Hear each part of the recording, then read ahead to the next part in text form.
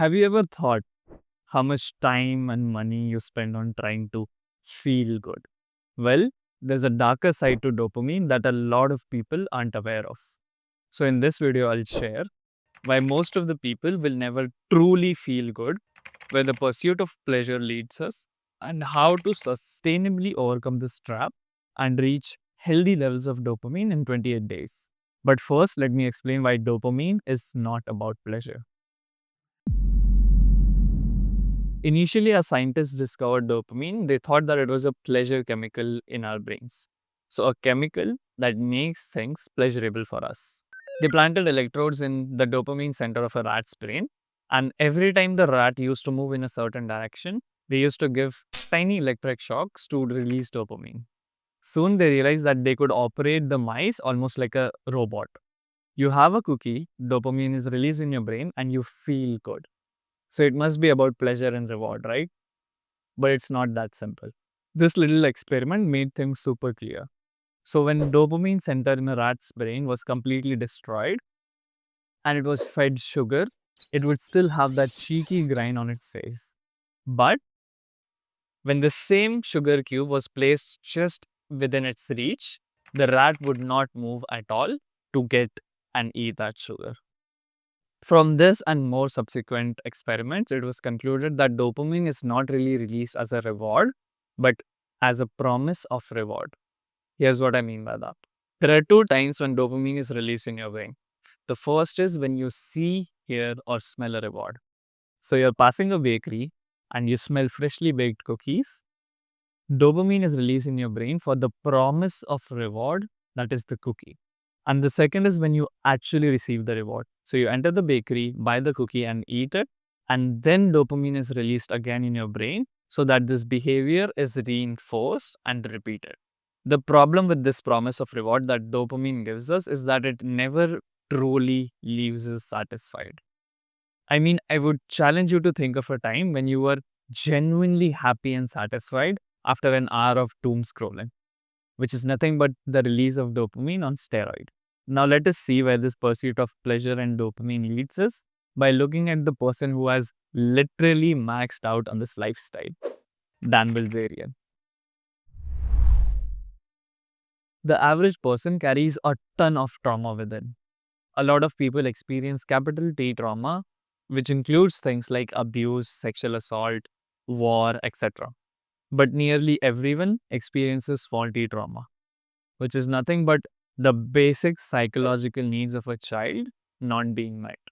And although you might not realize it, your constant chasing of dopaminergic activities is your way and attempt of trying to soothe and run away from this subsurface or below surface trauma. And this is also why you might have noticed that when you're tired, you're more likely to scroll on social media because you lack the energy of continuing to suppress those emotions and you need external help.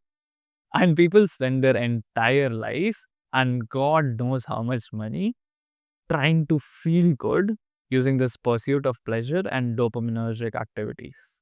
But using dopamine to feel good and avoid this trauma within is like putting a bandage on a broken bone. It doesn't address the true cause, which is suppressed emotions and trauma. And in my experience, as long as you continue to avoid this root cause of the problem, you will never be able to experience genuine happiness. But there's a way around it. Around 2 to 3 months ago, me and my friend, we were just chilling and having conversations. And he brought up this topic of how he saw a podcast in which Dan Bilzerian said that he's not truly happy. I mean, Dan Bilzerian. The guy literally has everything that a man could ever fantasize about. His entire life is a vacation. He has model chicks with him on these trips and God knows how much money. I was impressed by Dan's self-awareness, so I went back home, looked up this podcast, and this is what Dan Bilzerian said. I think a lot of people get caught up in pleasure seeking. I mean, I was fucking head on into it, and I don't think that's going to equal long-term happiness. And I don't feel like a lot of people understand the difference between pleasure and happiness. So from a guy that's done it, I think they have a unique ability to then speak to people about like, okay, I've done all this shit. It's fun. Don't get me wrong, but it's not the answer. It's not going to lead you to happiness, So And I think understanding the difference between pleasure and happiness is very important because pleasure functions like a drug. It's like, you get that spike, but then you have to do more to get the same spike. And then eventually you just have to be doing it to not feel like shit. And I feel like pleasure seeking stuff is very similar in that sense. So if Dan fucking Bilzerian is not happy having maxed out on this pleasure scale, this just shows where this pursuit of pleasure leads us and where you're headed. This is also very analogous to Buddha's story. He was a prince, he had a kingdom, had a beautiful wife, and endless luxury. And his wife was also pregnant, so I'm pretty sure he was getting laid.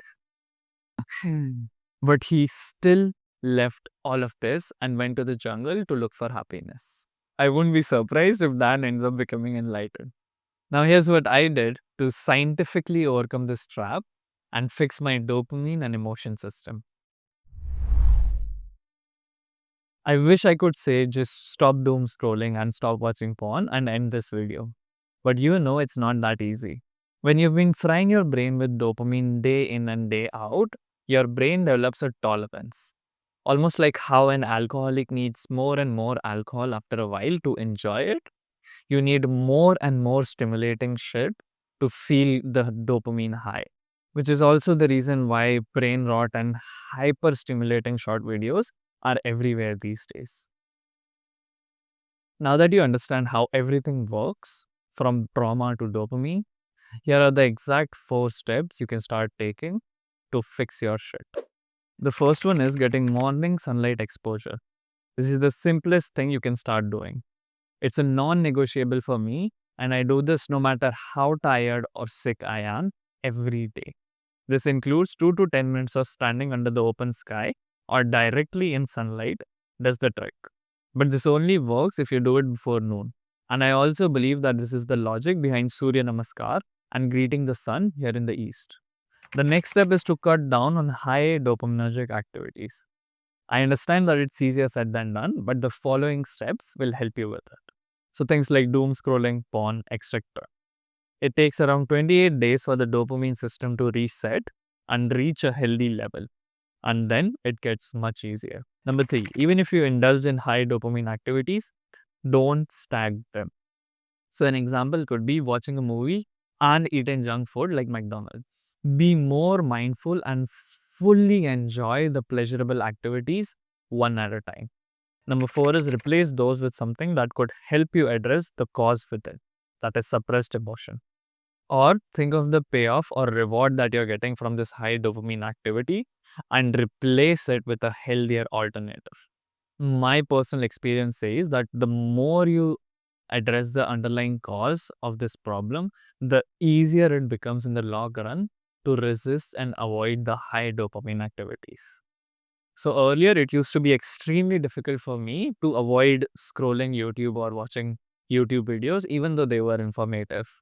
But now, as I've gotten more and more comfortable with my emotions and I've emptied the emotional reserve or trauma reserve, whatever you want to call it, I have much more command over my compulsive behaviors like YouTube and social media. You can find some good examples in this table that I made.